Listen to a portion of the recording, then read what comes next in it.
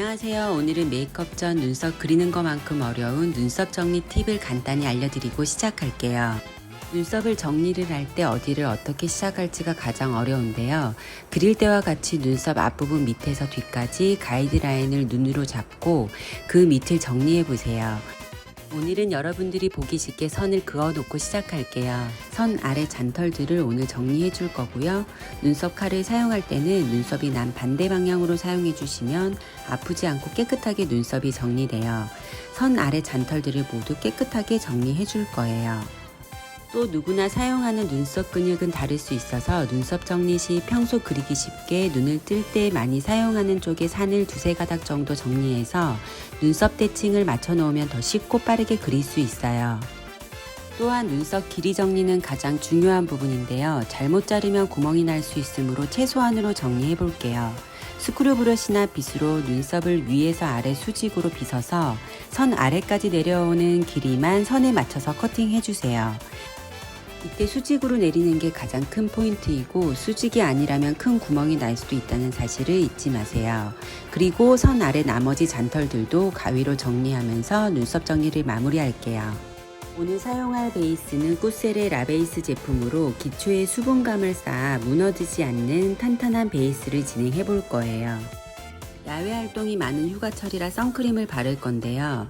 셀피 전시 선스크린 100이라는 제품으로 우연히 접한 제품인데 예민한 제 피부에도 잘 맞고 톤업 효과와 발림성이 좋아 그 덕분인지 피부톤 유지가 잘 되는 것 같아 오늘 이 제품으로 발라볼 거예요. 1차적으로 선크림으로 톤업을 했지만 톤업 크림을 따로 오늘은 발라줄 거고요. 땀이 나거나 수영을 했을 때 화장이 벗겨지더라도 피부톤 유지를 위해 오늘은 기초 베이스를 여러 번 얇게 레이어링하는 메이크업을 진행할 거예요. 베이스 제품은 발림성이 부드럽고 가벼운 타입이라 얼굴에 콕콕 찍어서 반 가른 상태에서 안에서 바깥으로 두드리며 흡수시켜 주세요.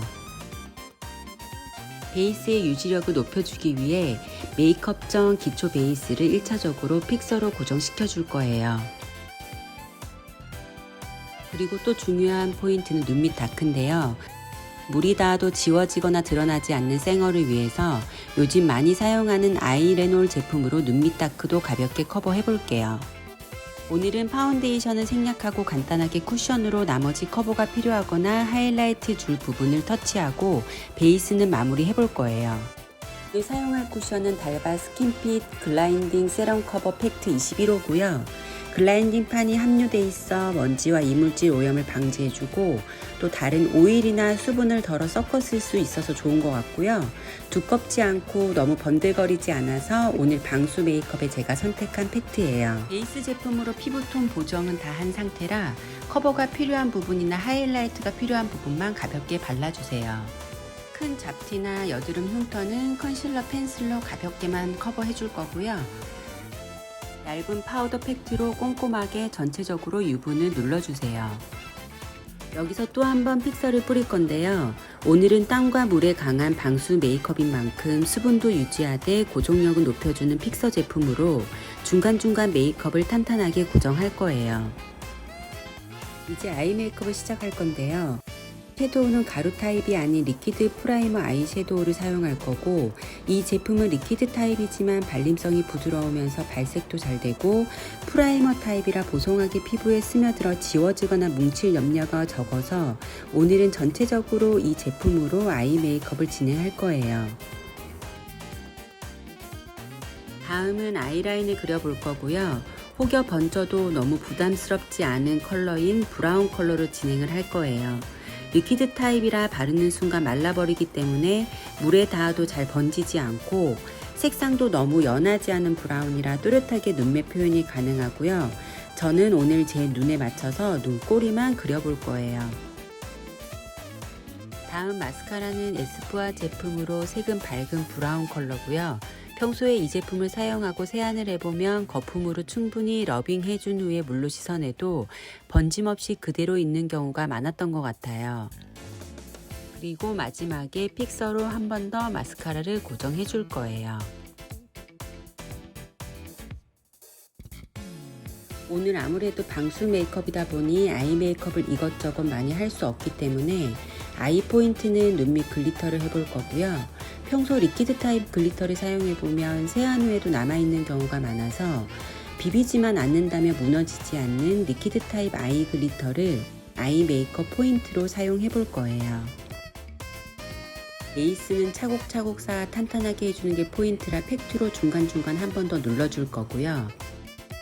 다음 블러셔는 크림 타입을 사용해서 건조하지 않게 진행해볼 거고요. 유지력을 위해 계속 파우더 타입을 사용한다면 밀리거나 두꺼워지기 때문에 적절히 크림 타입과 파우더 타입을 레이어링해서 오늘은 진행해 볼 거예요.